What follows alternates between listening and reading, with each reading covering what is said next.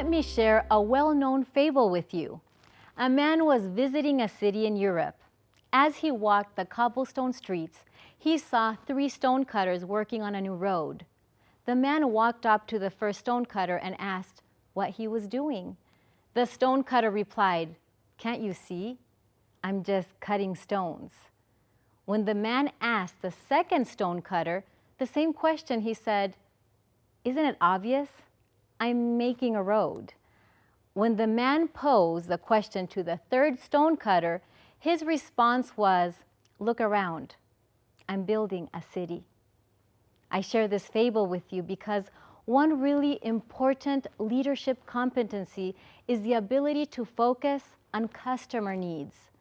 When it comes to focusing on the customer, you are not just handling a customer, you are building the business.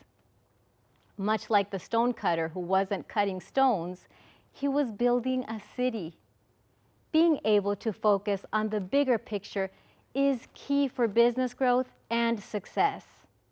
Sometimes we can be like the first 2 stonecutters in the story because it's easy to be consumed with our day-to-day responsibilities that we forget that leaders are all working together to serve the organization's customers.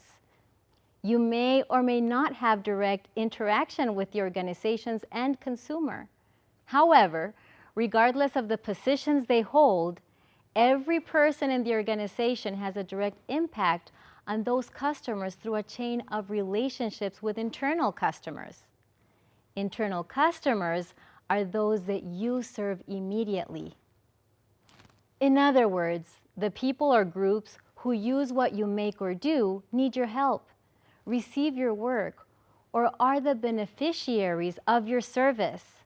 In some cases, your internal customer may be the person or group that follows after you and contributes to the value stream before the product or service reaches the final customer.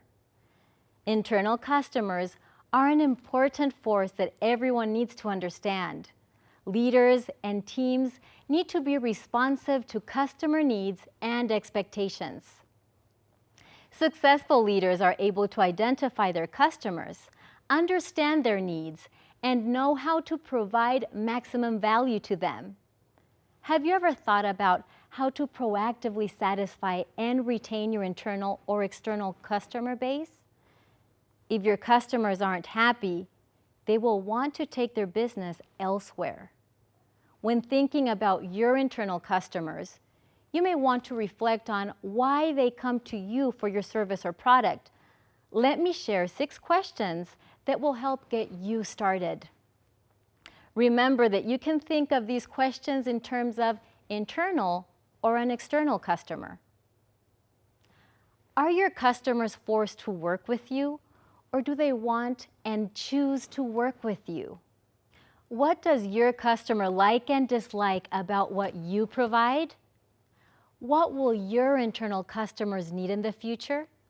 What options and alternatives might your internal customers have for your product, service, or contribution?